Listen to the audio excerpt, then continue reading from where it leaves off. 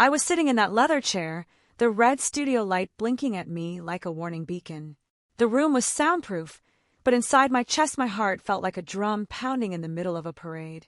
This was my world, Los Angeles, the capital of illusion, and I was Madison, the girl who talked to ghosts. 6 years ago, I started the Night Capsule podcast. I talked about true crime, about the stories the police shelved, about the victims society forgot. And make no mistake, I had an audience. A huge one. Millions of listeners every week. People who like to lie in bed and listen to the dark side of humanity before falling asleep. I felt connected to them, and they trusted me. But this episode was different. I took a deep breath, adjusted the professional microphone that looked like a small globe, and glanced at the soundboard. The producer, Leo, raised his hand and mouthed 5 seconds. Now, Madison, go! The opening music, that slow, slightly unsettling melody everyone knew, began to play. I let it run for a moment, feeling the weight of responsibility settle on my shoulders. I wasn't just telling a story, I was digging up a monster. Good evening, Night Capsule listeners. I'm Madison, and if you're here today, it's because you know we've reached the end of the line. I paused for effect. I knew how to hold their attention. For 4 months, we've gone deep into the case the Los Angeles police called the Ghost of the Highways. 4 victims, 3 decades, 0 leads, 0 justice, a serial killer who seemed to evaporate into the Hollywood air like cheap smoke. I took a sip of water. My throat was dry, but not because of the air conditioning. It was pure adrenaline. The Ghost of the Highways wasn't a media-hungry killer. He didn't leave letters for newspapers. He didn't have an extravagant signature ritual. He was quiet. He struck on rainy nights, in roadside parking lots or forgotten motels near the 101. He was methodical. And most importantly, he was smart. The first victim was in 1991, a waitress named Sarah, found near Ventura. The second, in 2005, a truck driver who had pulled over to rest in Gorman. The third, in 2014, a college student who took a wrong turn in Santa Clarita. And the fourth, the last on record, was just 5 years ago in 2018, a woman who worked the night shift at a gas station. What did they have in common? Nothing, apparently. Different ages, different professions, different places. But I swear to you, I saw the pattern the police didn't. And that pattern wasn't on the bodies. It was in the dates. The Ghost of the Highways always struck at the end of a cycle. I'm not talking about lunar cycles or religious calendars. I'm talking about construction cycles. Every time LA launched a major infrastructure project that required temporary road closures or the relocation of workers, the ghost appeared. I leaned closer to the microphone, almost whispering, as if I were sharing a personal secret. Do you remember that major project on the northbound 101 in 2018? The last victim was found less than a mile from that construction site. And in 2014, the subway expansion? Another victim. The killer wasn't choosing at random. He was choosing places where he had access, where he had a reason to be there, and where the nighttime movement of heavy vehicles would mask any sound. Think with me. Who has access to all these work sites, moves from project to project, works at night, and is practically invisible to the police? I took the longest pause of my entire career. I could feel the tension of millions of people listening. I knew Leo was watching me through the glass, anxious. I'm not talking about a wealthy contractor or a high-level engineer. I'm talking about the man on the ground, the laborer, the guy who drives heavy equipment, the guy who builds the city while the city sleeps. I spent the last 4 months buried in public works records, in employee lists from subcontractors that provided services to the state. It was painstaking work, I promise you that. The police gave up too quickly because they were looking for a criminal with a record, a known sociopath. I was looking for a ghost, a guy who never got in trouble, who was good at his job, who lived in the shadows. And I found a name. His name is Arthur Miller.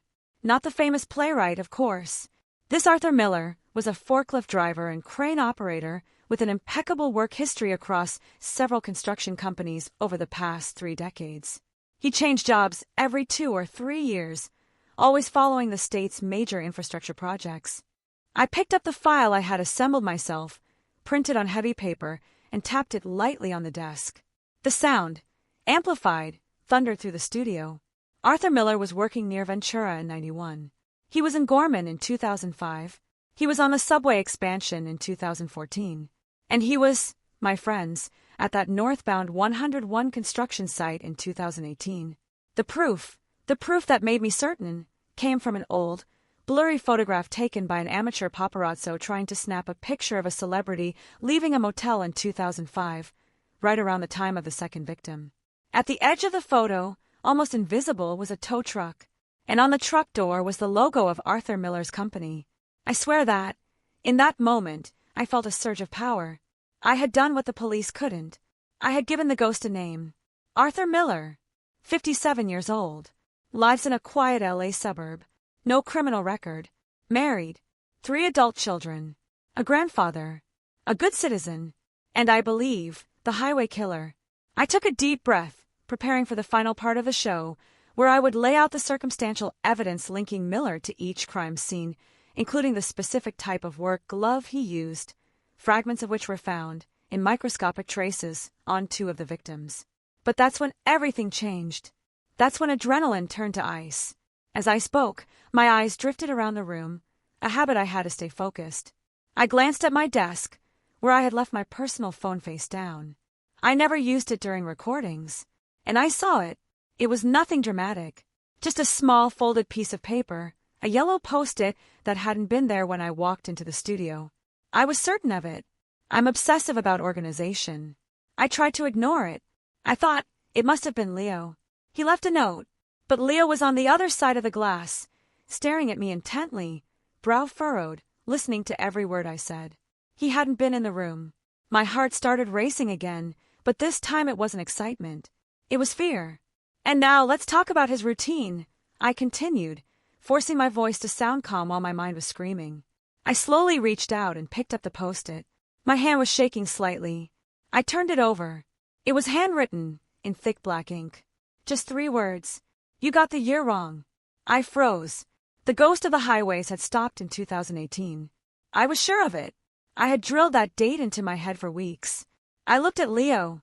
He gestured for me to keep going, clearly not understanding what was happening. I was live. Millions of people were listening. I couldn't scream. I couldn't stop. I crumpled the paper in my hand and hid it under the desk. My brain was working at full speed. How? How had that note gotten there? The studio door was locked from the inside. The only person with access was Leo, and he was in the control room.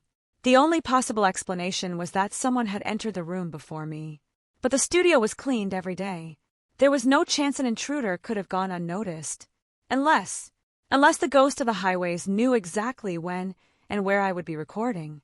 I forced a smile into my voice and continued the narration, talking about the work gloves and the truck, but panic was climbing up my throat, which leads me to believe that Arthur Miller was preparing to strike again. The construction cycle restarted this year in the San Bernardino area. It was only a matter of time before. I stopped mid-sentence. That note, you got the year wrong. I had focused on Arthur Miller, the man. But what if the ghost of the highways was more than a name? What if it was a method? I glanced at the digital clock on the control panel. 11:45 p.m. Almost midnight. The classic time of the attacks. I turned in my chair, looking at the reinforced glass door. I was safe in here, wasn't I? I tried to breathe, but the air felt thick. I needed to finish the episode, give the name, and call the police. But I couldn't go off air. I had to keep up the facade. I know many of you are wondering why I'm exposing all of this publicly before going to the police. The answer is simple, listeners. The police didn't take my initial findings seriously. They wanted DNA. They wanted a confession. I'm giving them public pressure. I'm giving them the name. I picked up the studio phone, used only for emergencies, and muted it, keeping it out of reach of the main microphone. I dialed the emergency number but didn't press call. Not yet. I needed to finish the broadcast. I needed the evidence to be out there. Fear began to mix with a cold anger. How did he know I had said his name? Was he monitoring me? I remembered something Leo had said to me the week before. Madison, you're getting paranoid. I had complained to him about the car I kept seeing parked on the corner of my street, an old gray sedan that was there every night, even when I got home late. It's LA, Madison. Old cars are everywhere.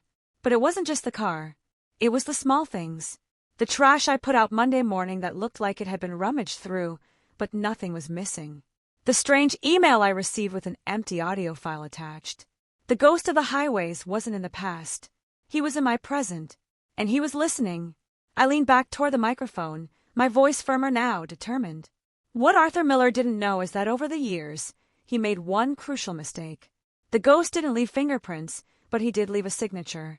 On each of the 4 victims, a small fragment of metal was found. The police thought it was scrap, roadside debris, but I examined it. I picked up the small plastic envelope containing the enlarged photo of the fragment. This is not common metal.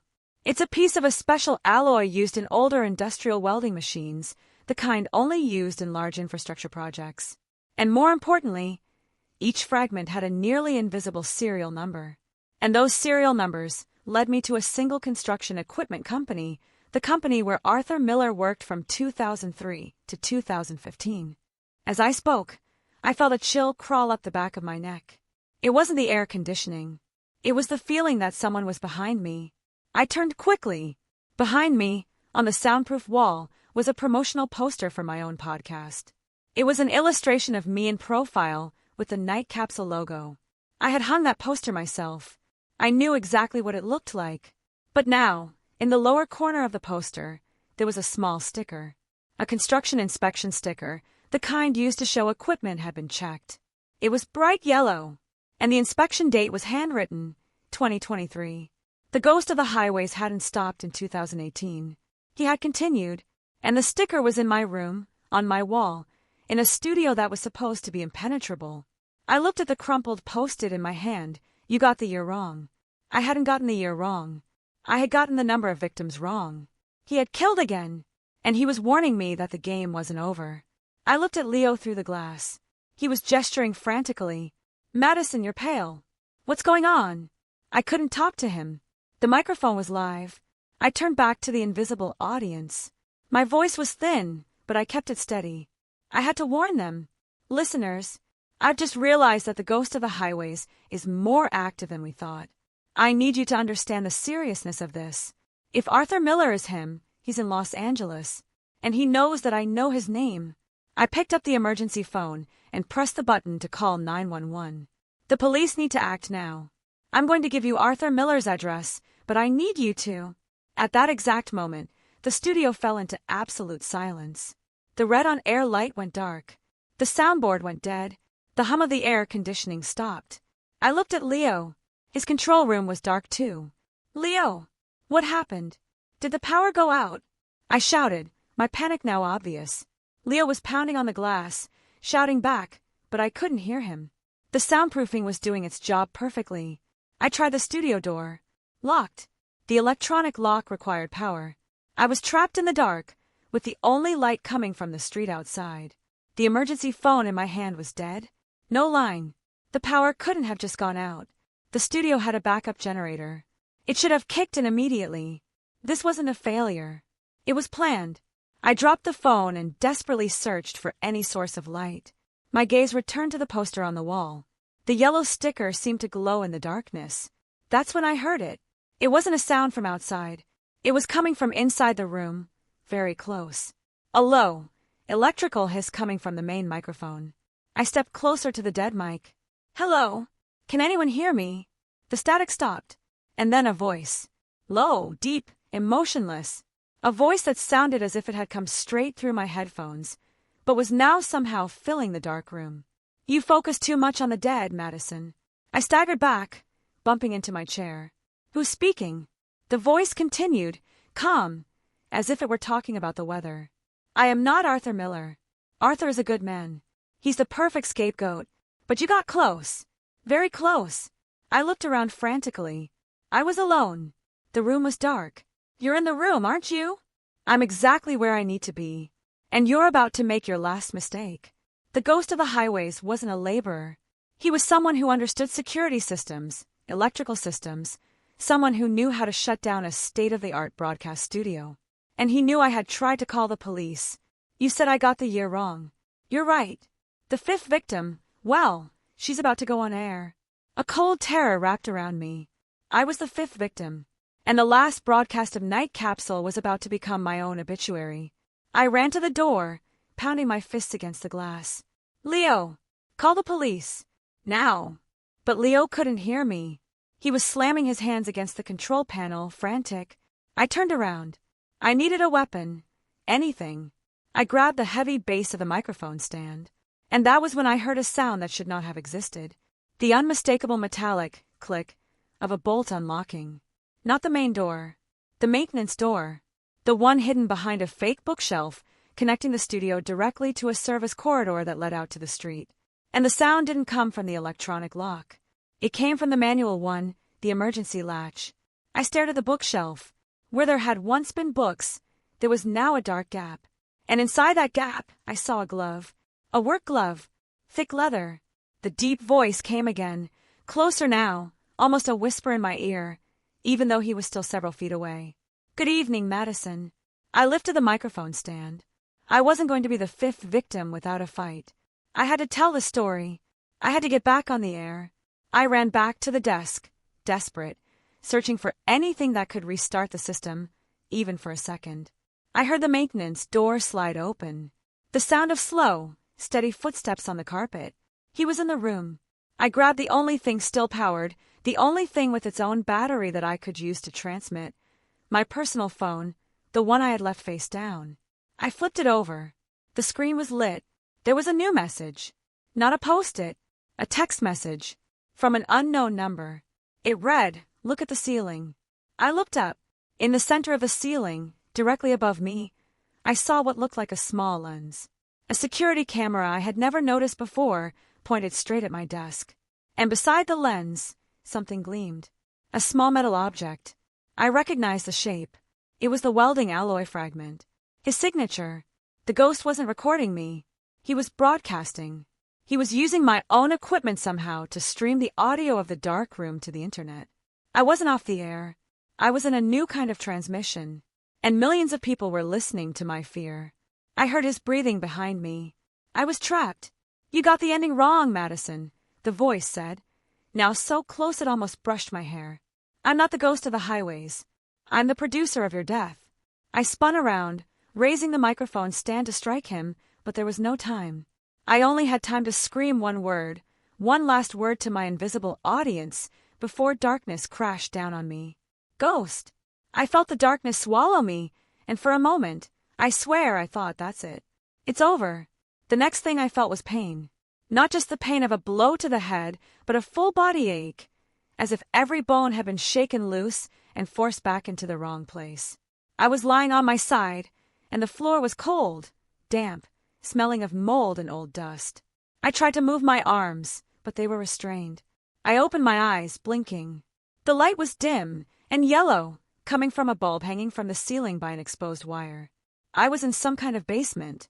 The walls were thick, cracked concrete, and I could hear the constant sound of dripping water somewhere nearby, which only deepened the sense of isolation.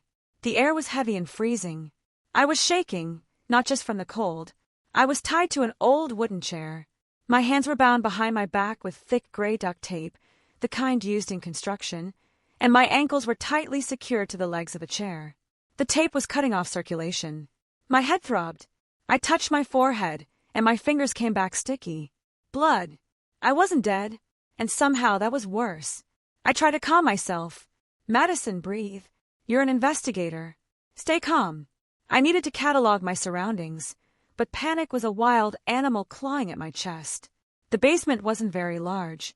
There were boxes stacked in one corner, covered in cobwebs, and a rusted workbench in the center that looked like it had been abandoned for decades. And then I saw him.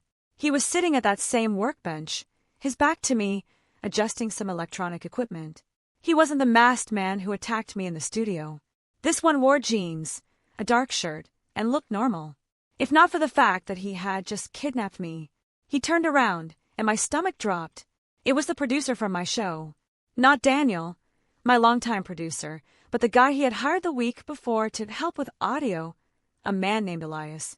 He had light eyes, almost blue, and a smile that now looked like the most perverse mask I had ever seen. You're awake, Star, he said, his voice calm, almost pleased. He stood and walked slowly toward me. Sleeping Beauty. You missed all the fun. Elias, I whispered, my throat dry. Why? He laughed, a dry, humorless sound. Why? Madison, you're the only person in the world who really saw me. You decoded the mind of the ghost of the highways, but you couldn't decode the mind of your own producer. That's ironic, isn't it? He knelt in front of me, ignoring the sheer terror in my eyes. I told you, I'm not the ghost. The ghost was an amateur artist, a guy who just wanted attention. I'm the curator. I'm the one who turns crime into art.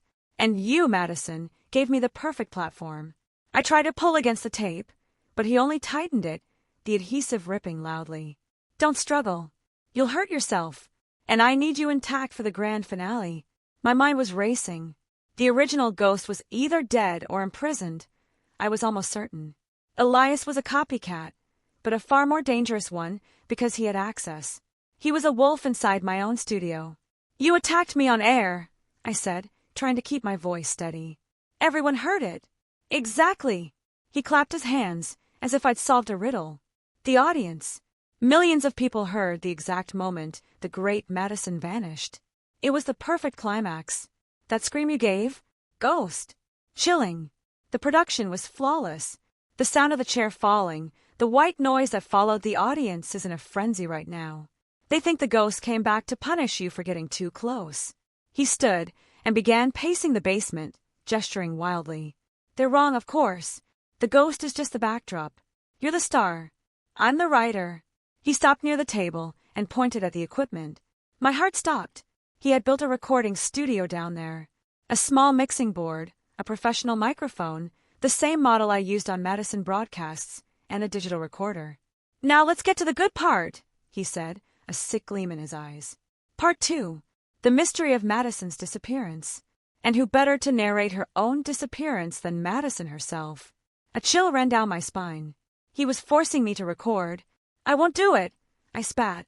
He sighed, picking up a syringe from the table. Oh, Madison, don't make this difficult. I don't want to have to use this. The sedative dose ruins vocal clarity, and I need your perfect voice for this broadcast. Think of it as the final and best-selling season of your podcast, where the mystery becomes reality. I looked at the syringe. I had no choice. I needed time, needed to understand where I was, and needed to find a way to send a message. What do you want me to say? I asked, feeling defeat crush down on me. He smiled, and that smile was the ugliest thing I had ever seen. Dear Madison, you're the storyteller. I just provide the inspiration. I want you to start a new episode. Episode 0, The Testament. You're going to talk about the hunt _hooks for the ghost and how you realized, too late, that the real danger wasn't on the road but right beside you. He untied me from the back of the chair but kept my hands firmly bound with tape. He dragged me to the recording table and sat me on a high stool, adjusting the microphone forcingly in front of my face. Come on, focus. The audience is waiting. And remember, any word that doesn't fit the script and I end the broadcast. Permanently. He pressed the record button. The red light came on, and the small display began counting time. I closed my eyes for a second. I thought about my audience, the people at home listening to the silence, waiting for any news. I had to talk to them. I opened my mouth, and my voice came out hoarse, but I forced the professionalism that had carried me for years. Hello, everyone. This is Madison, and this is the hardest broadcast I've ever done. I began telling the story of my own abduction, following what Elias wanted, but trying to inject coded information. For the past few months, I've been obsessed with the ghost of the highways, the killer who struck on the rural roads around Los Angeles. But I was looking in the wrong direction. I was focused on the darkness of the road, when I should have been looking at the light of a studio. Elias, who was watching me with an unsettling intensity, seemed pleased with the performance. Go on, Madison. Talk about betrayal. Talk about how you trusted the wrong person. I took a deep breath. I needed to describe where I was. But how?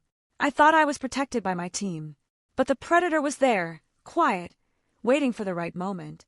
He infiltrated. He studied my habits. He knew exactly where to find me and when to strike. And now I'm in a place that doesn't feel like Los Angeles. I looked around, trying to absorb details. The smell of mold was strong. There was a recurring metallic sound. The air here is heavy. It's damp. I can hear a constant dripping. It feels like I'm underground. And there's a smell, a strong smell of old oil and rotten wood. It's the smell of abandonment, the smell of a place that hasn't seen daylight in a long time. Elias frowned slightly, but didn't interrupt. He thought I was just building atmosphere. But I was leaving clues. I noticed something on the wall behind him. There was a large hole, crudely covered with a piece of plywood. And on that plywood, there was a faded red marker mark. It looked like a number. I realized he wasn't the ghost. I continued, raising my voice for dramatic effect. But someone who wanted to steal the show. He wanted to be the protagonist of my story. He told me he was the producer of my death. I try to describe the metallic sound. Every few minutes, I hear a noise, a low, repetitive clank. It's hollow, like something big, heavy, and metal is moving on the surface directly above me. Elias stepped back, smiling. Brilliant, Madison. You're an artist. This is pure terror. I kept recording for almost 10 minutes, focusing on sensory details. I mentioned the texture of the tape on my wrists. It's an industrial brand, extremely strong. The color of the light, a yellow light, almost orange, that distorts colors, and the sound of my own breathing. I knew that if there was any chance someone would hear this recording, and Elias certainly planned to release it, maybe with a few hours' delay, my most devoted listeners, the Madisoners who were obsessed with details, would catch these crumbs. When I finished, Elias pressed the stop button. Perfect. Absolutely perfect. The climax of true crime is when the narrator becomes the narrative. He took off the headphones, studying the waveform on the recorder. I'll edit this. I'll add some dramatic music, maybe a bit of reverb on your voice to give it that edge of desperation. And then I'll release it. The world is going to lose its mind. And then, I asked, trying to keep my voice steady. He looked at me with that professional coldness. Then the ending. The death of a star. And of course, it has to be special. Something that honors the ghost's legacy, but with my personal touch. The producer's touch. He picked up an old phone from the table and started tapping on it. Do you have any idea how many people will listen to your voice, knowing you're minutes away from being shut off? It's the final audience. It's audio immortality. I felt nauseous. He wasn't just a killer. He was a sociopath obsessed with audience numbers. He was using my own success to glorify himself. While he was distracted with the phone, I looked at the hole in the wall covered by plywood. The marking on the wood. I had to strain my eyes in the dim light. It wasn't a number. It was 2 letters and a number. It looked like RB5. I forced myself to memorize it. RB5. Elias put the phone away and turned his attention back to me. I'm going to give you a gift, Madison. You can eat something. You need to stay strong for the epilogue. He brought a paper plate with a simple sandwich and a bottle of water. He handed me the bottle, and I drank greedily, feeling the water wash the dryness from my throat. You're very kind, I said, trying to inject sarcasm. He smiled. I'm a professional. Don't worry, the food isn't poisoned. I want you to die cleanly, not from food poisoning. That wouldn't play well with critics. As I ate the sandwich with my hands still bound, I tried to analyze Elias.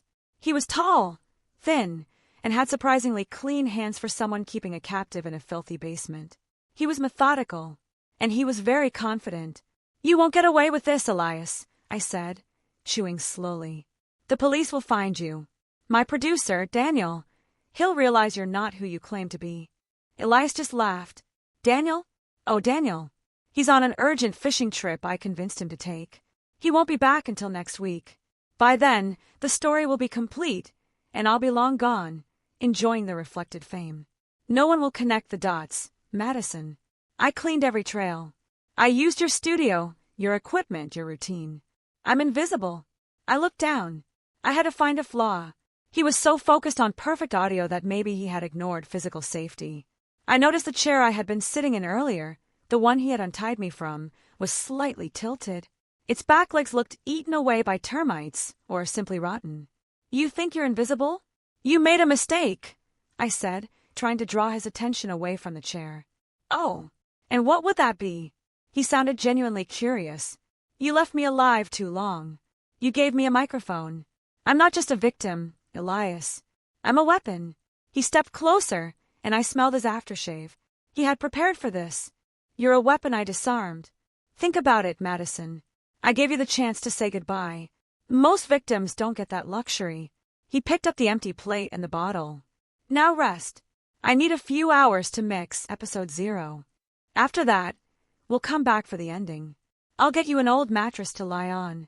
He led me to a dark corner where a thin, filthy mattress lay on the floor. He forced me down onto it, but kept my hands bound. Don't try anything stupid. I'll be right here listening to your breathing. He went back to the mixing table and put on his headphones, fully absorbed in the recording I had just made. The yellow basement light bathed him, and he looked like a conductor leading a symphony of terror. While he was busy, I used my feet to feel around the floor. It was cold, but I touched something hard and sharp. A piece of rusted metal, maybe a large nail or a length of wire. I couldn't use my hands. I began to shift subtly, nudging the piece of metal with my feet, trying to push it closer to where my hands were bound behind my back. The duct tape was my biggest problem. It took what felt like hours, but I managed to move the metal to my side. It was sharp. I rolled my body slightly, pressing the tape against the metal's edge. The tape was strong, made to secure things, not to be cut. I had to be silent. Elias was murmuring to himself, probably adjusting the compression levels on my voice. I pushed harder, and the tape began to fray slowly. The friction was painful, and the metal was cutting into the skin of my wrists, but I ignored it. Physical pain was nothing compared to the terror of being silenced forever. I heard Elias sigh, satisfied. He was finishing the edit. It's ready, he said aloud, taking off the headphones. The masterpiece is ready to be delivered. I stopped moving. I'd managed to tear through the first layers of tape, but I was still bound. What are you going to do now? I asked, trying to sound uninterested while keeping tension in my arms. Now I'm going to schedule the release, he said, picking up the old phone again. I'll drop the episode on every podcast platform. Peak listening time is in 3 hours. By then the world will be in a panic, and you'll be ready for your final roll. 3 hours. I had 3 hours to get free, or it was the end. While he typed on the phone, I pressed the tape back against the metal. Rip, rip, rip. I felt the tape give suddenly, and my left wrist was free. The skin was raw, bleeding, but I was free. I kept my left hand hidden, tucked under my body. I still needed to free my right, but I couldn't risk a sudden movement. You know, Madison, Elias said, looking at me without really seeing me, I've always admired your dedication to detail. You always knew how to find the pattern in chaos. But this time, the pattern was me. He walked to the workbench and picked up a coil of nylon rope. For the grand finale, duct tape won't do. We need something more theatrical. My heart lurched. He was going to tie me with the rope, and then it would be impossible to escape. I had to act now. I tore my right hand free with one final pull, ignoring the searing pain. Both hands were free. I sat up slowly, pretending to scratch my face with the hand I'd freed. Elias, I have a question, I said, keeping my tone casual. He stopped, rope in hand. Go on, Madison. Your last chance at an interview. What happened to the original ghost? The real one? He smiled, but this time it was cold and contemptuous. He was a failure. He wanted notoriety, but he didn't have discipline. I found him. He was hiding in a filthy trailer out in the desert. I gave him the quick death he deserved, and I took the legacy. And now I am the legacy. He took a step toward me, ready to bind me. He was less than 6 feet away. I sprang to my feet. Elias blinked in shock. What? I didn't hesitate. I grabbed the rusted piece of metal I'd kept hidden near my foot and hurled it with all my strength at the hanging light bulb.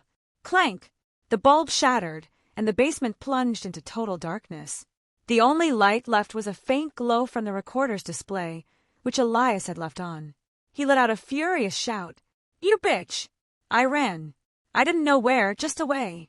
I lunged in the opposite direction from the soundboard, stumbling over old boxes. I'll find you, Madison. There's no way out. His voice boomed through the basement, and I could hear his heavy, frustrated footsteps. I ended up by the stacked boxes. I crouched low, trying to steady my breathing. The smell of mold and oil was suffocating now. I remembered what I'd said in the recording. The hollow, repetitive sound, the clank. What was it? I crawled on my knees, feeling along the walls. Cold concrete. Elias was coming toward me, using the crash of the boxes I'd knocked over as a guide. You can't run from me. I'm your producer. I felt the wall end and my hands touched wood, the plywood covering the hole. Where the letters? RB5 had been. I shoved the plywood. It was nailed in place, but loosely. I drove my shoulder into it, and it shifted enough for me to peer through. The hole opened into a dark, narrow space, like a maintenance tunnel. I heard Elias's breathing very close. He was only a few yards away. I forced myself into the hole, scraping my skin on the rough concrete edges. I was stuck halfway, my legs still out. Elias grabbed my ankle. "No," he yelled, yanking with surprising strength. "You're not ruining the ending." I kicked with my free leg and caught him in the face. He groaned, and the pressure on my ankle loosened. I wriggled deeper into the tunnel. The space was claustrophobic, packed with dirt and dust. I could feel cobwebs in my hair. I crawled, desperate. I needed to know what was above me. I needed to know what the metallic clank was. The tunnel sloped upward slightly. I crawled maybe 30 feet, and then I felt something different. The floor was metal, cold, vibrating. I stopped and listened. The clank was much louder now, and it wasn't dripping water. It was rhythmic, heavy, a pounding that made the floor tremble. I was under tracks. I was in some kind of abandoned rail tunnel or a drainage passage running beneath an active rail line. I remembered the ghosts' victims. They were always found near highways or abandoned freight tracks that ran parallel to them. Elias was in the tunnel behind me. I could hear him crawling, panting. "Come back, Madison. Your audience is waiting." I crawled faster. The tunnel opened into a small chamber, and I saw a rusted metal ladder leading up to a locked hatch. I started climbing. The cold metal gave me grip. I was frantic. Elias reached the base of the ladder. "It's useless. It's locked. It's a sealed emergency exit." I shoved at the hatch. It was heavy but not sealed, just jammed. I looked down. Elias was starting to climb after me. I threw my weight into the hatch and kicked at it, but it didn't budge. That was when I heard it. Not the soft clank from before, but a roar. A deep, thunderous sound that made the entire tunnel shake. The train. The metal sound I'd been hearing was a freight train passing overhead. I understood the irony. The ghost killed on highways. The producer was going to kill me under the tracks. Elias was only a few rungs below me. I could see his blue eyes shining in the dark. "End of the line, Madison." I had a crazed idea. I clung to the ladder with my left hand and used my right to slam the hatch with all my strength, matching the rhythm of the approaching train. I shouted, not at Elias, but into the void. "I'm Madison. I'm under the tracks. RB5. Remember RB5. Elias lunged, trying to grab my ankle again. He yanked me, and I slipped down a rung. "Shut up. You're not ruining my story." I clung to the ladder. The train noise was deafening now. I knew that if episode 0 went out, and if my listeners were hunting for clues, the combination of the train's sound, my shout, and the random code I'd seen on the wall might be my only chance. They'd reverse engineer the audio. They'd find the location. Elias was pulling me. I was losing strength.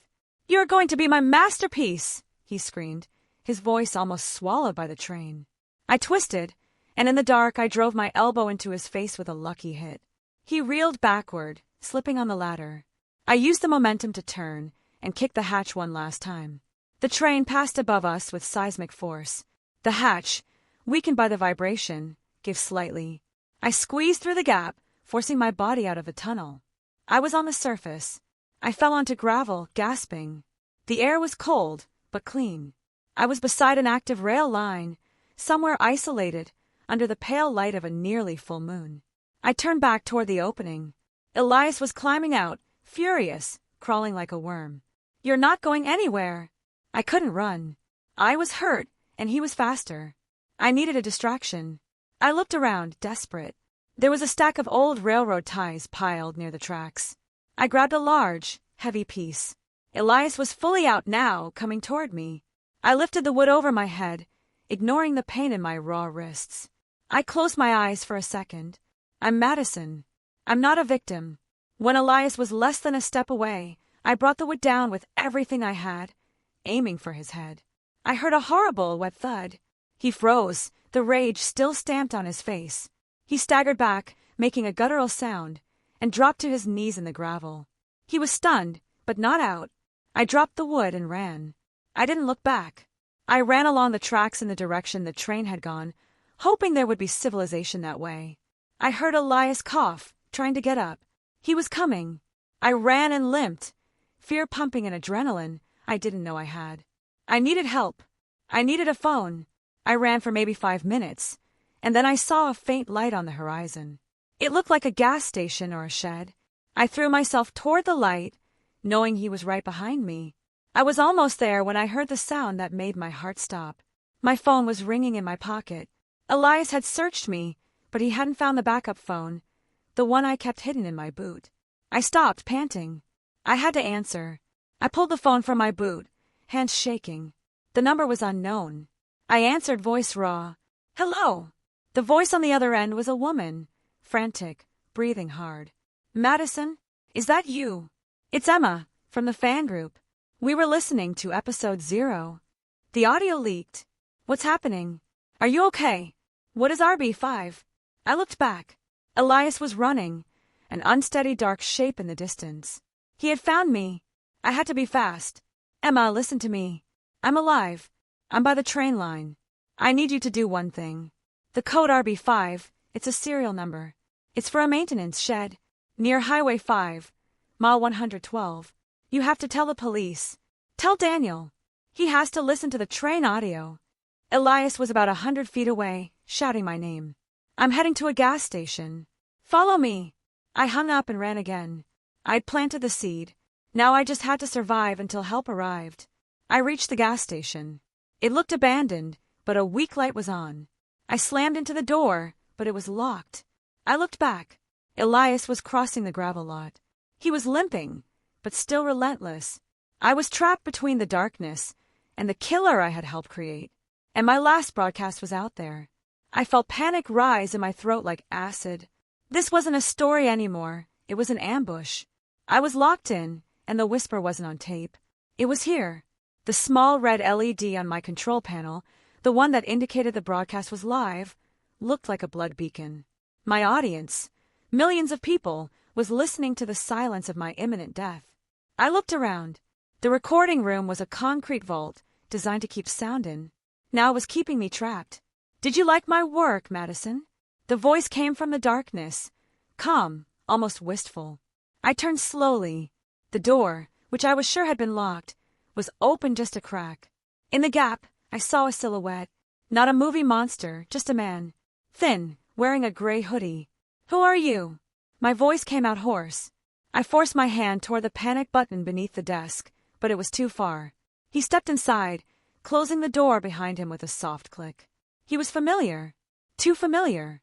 "I'm the guy you've been looking for 10 years, he said, and his smile was the coldest thing I'd ever seen. "And you did an excellent job. You connected the dots I hadn't even connected properly." I took a slow breath, trying to stay calm. I had to keep talking. If I stopped talking, the broadcast would end, and the proof would die with me.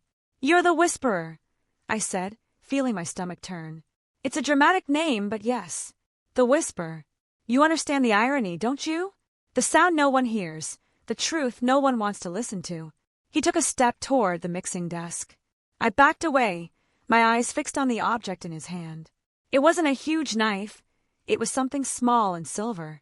A box cutter, maybe. But enough. "How did you get in?" I asked, trying to buy time.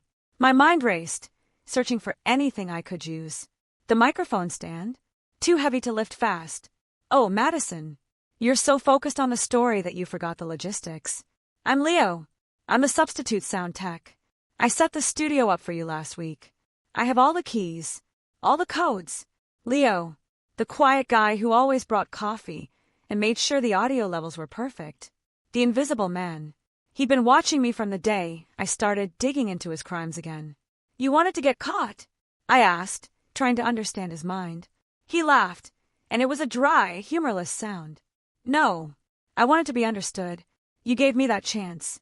You gave me a stage. And now, Madison, you're going to give me the perfect ending. The last victim of the Whisper is the woman who found him. It's poetic." He was only a few feet away. I knew the conversation was over. My gaze dropped to the control panel. If he wanted to stop me, he'd cut the signal. He was moving toward the off-air button. I had a desperate idea, stupid, but the only one I had left. "Are you proud of your work, Leo?" I asked, my voice slipping back into my podcast voice, the voice that commands attention. He paused, flattered. Of course I am. No one can do what I do. Then let them hear it. Let the world hear your ending. He hesitated. His vanity was my only weapon. While he was distracted by his own image, I did what no sane podcaster would do. I cranked every gain level on my main microphone, my mic. I twisted the dials all the way up. The audio was in the red, ready to distort. I didn't scream. I did something worse. I grabbed the headphones lying on the desk and plugged them quickly into an auxiliary input. On those headphones, I had the original recording I'd recovered from the first victim's computer, the raw file I hadn't had the stomach to use, but that contained the exact sound of the attack. I hit play. What followed wasn't just sound. It was a sonic assault. The audio of the whisper's first murder, the scrape of metal against concrete, the woman's muffled scream, and his whisper at the end, exploded through the studio speakers and, more importantly, went out live to millions of headphones and radios around the world. It was so loud, so distorted by the maxed-out gain I'd applied, it felt like the studio might crack apart. It was his terror, his proof, thrown back at him at a deafening volume. Leo clamped his hands over his ears, groaning in pain. He was disoriented, maybe even shaken by his own crime amplified. I couldn't waste the moment. I grabbed the only heavy thing I could reach, the secondary video monitor, a square, weighty block. I lifted it with everything panic gave me and hurled it at him. The monitor slammed into his shoulder with a dull thud. He staggered back, crashing onto the tangled floor of cables. The box cutter slipped from his hand. I didn't stop to see if he was hurt. I vaulted over the mixing desk, stumbled through the cables, and sprinted for the door. I didn't care about the broadcast. I didn't care about the audience. I only cared about getting out alive. I yanked the door open and ran into the dark corridor. I screamed. Not words, not something articulate, but something primal, pure terror. Fire! Somebody! Police! I tore down the emergency stairwell, pounding over the metal steps. I could hear the studio door opening behind me. He was coming, but I wasn't alone. That deafening sound I'd broadcast hadn't only stunned him, it had also served as an unmistakable cry for help. When I reached the ground floor, the glass doors were opening. It wasn't just night security. The Los Angeles night air was split by the sound of sirens. It felt like the whole city had stopped to listen to my broadcast. The first officer through the door grabbed me, pulling me behind a concrete pillar. Where is he? Who are you? Madison. The studio. 4th floor. He's the whisper. Leo. He's up there, he's armed. I collapsed, the air leaving my lungs. Within minutes, the building was surrounded. I could hear the chaos unfolding upstairs, shouted commands, the pounding of heavy boots. I sat on the cold lobby floor, trembling uncontrollably as the world started making sense again. When the dust settled and the sun began to rise over the Los Angeles skyline, the story was already complete. Leo, the sound tech, was found in the studio, disoriented, his shoulder dislocated from the monitor's impact. He didn't resist. He was sitting beside the mixing desk, which still blinked with the red LED of the live transmission. The police told me the world had gone mad. Millions of people heard the reveal, the confrontation, and the horrific blast of sound. The FBI confirmed that emergency calls began flooding Los Angeles dispatch at the exact moment I screamed and through the monitor. I'd made the last broadcast, the most real one. My show, which had always chased truth in the dark, ended by revealing the most dangerous truth of all, the one right under my nose. In the days that followed, the recording from that night became required listening for every true crime expert. His voice, his panic, my desperation. It was undeniable proof. I became a hero, a survivor, the person who caught the whisper. But I didn't feel like one. I felt empty. The cost of that truth was too high. I spent weeks unable to sit in silence. Any faint noise, any shadow on a corner made me freeze. The microphone, once my best friend, became an object of terror.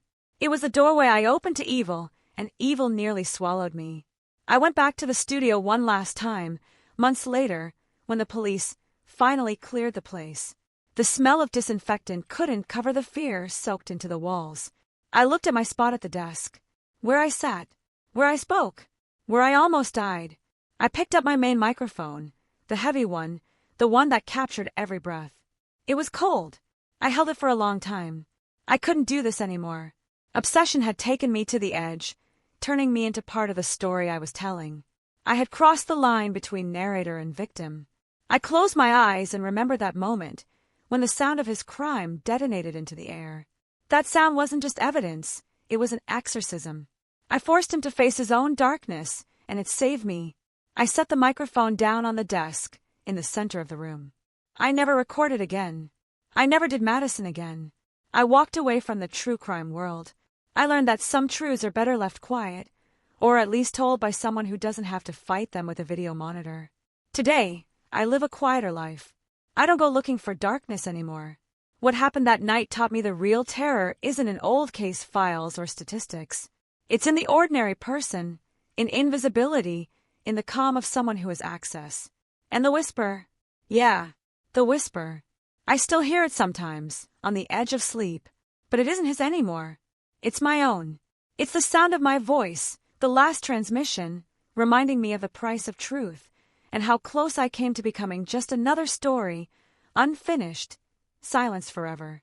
I survived the story, and that's why I'm here, telling it to you. Because silence is what they want, and as long as there's someone listening, we keep talking.